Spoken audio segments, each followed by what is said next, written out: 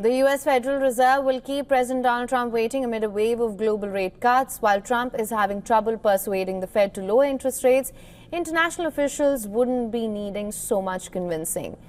A Bloomberg economics report featuring 23 central banks shows most of them predicted to continue with modest easing in the coming months. This is driven by Trump's tariff onslaught.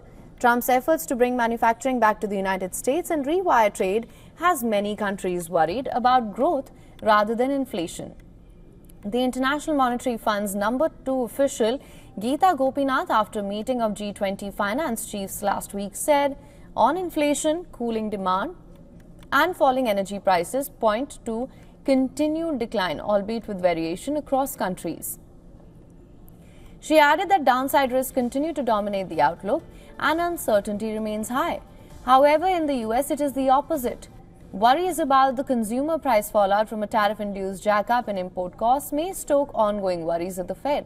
Economists predict Fed policymakers will resist Trump's pressure to reduce rates until there is clarity on tariffs and inflation. Trump's demands for lower rates and personal attacks on Chair Jerome Powell have entered a new, more aggressive phase. Still, the Fed under Powell is widely expected to keep rates steady at the meeting next week. Fed Governor Christopher Waller and Michelle Bowman have said that they believe the tariff hit to prices will be temporary, so they suggest a rate cut might be appropriate as early as July. But the rest of the Fed members are worried by the risk of persistent impact on inflation.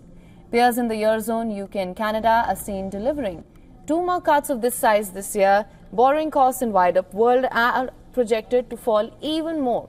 Among the few exceptions to the easing push are Japan, which may raise once more, while Brazil probably stays on hold. For latest news, download the WION app and subscribe to our YouTube channel.